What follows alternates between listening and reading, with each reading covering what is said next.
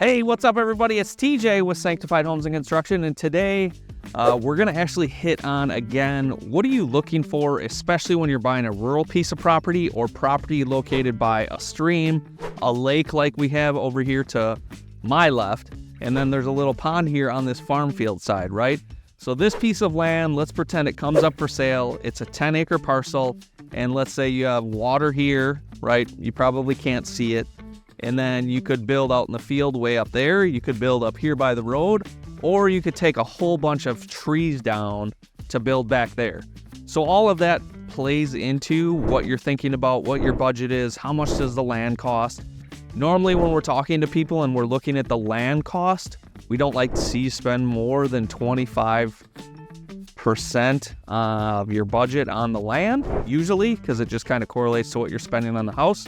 But it totally varies. We've had people spend 50% of their budget on the land too. So again, it depends on your unique situation. Some of the things to look out for.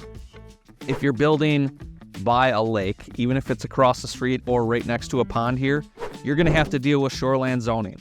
So that's an extra expense. You have more permits, you have to do erosion control plans and stuff like that to make sure that if you have water next to you here or out on the lake, that you're dealing with those extra permits and fees that you have to deal with at the county level. When we're looking at, if you're building on a piece of land that has a lot of tree work, obviously you're gonna have to think about, I need to take these trees down.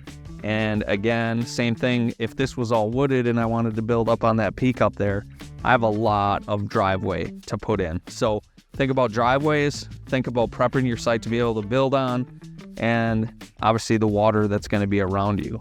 If you guys have more questions about, like, if you're looking at rural and specific things, you obviously have to think about well, septic, things along those lines when you're going to build out in the country. If you're building along the lake, they have a little bit different stuff here, at least on Lake Higanza, that we're standing next to. So it's things to think about versus if you buy a lot in town, it's kind of straightforward. You hook up to the city sewer and water, you know roughly how far your driveway is going to be. Stuff with rural building and properties, there's always such a huge fluctuation in what is it going to cost to build your house there? Or more importantly, like, what is it going to cost to get that lot ready so that you can build, right here? Or if you want to build way up there on top of the hill, right? And that can vastly dictate how much you're going to spend to actually build your house. So again, you guys, if you like this video, if you have more questions about building rural or building in town or things you're wondering about, please reach out.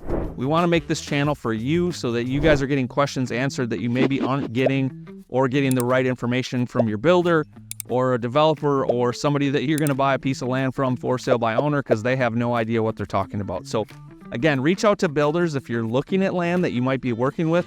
We like to meet our clients out on site. We can a lot of times see stuff.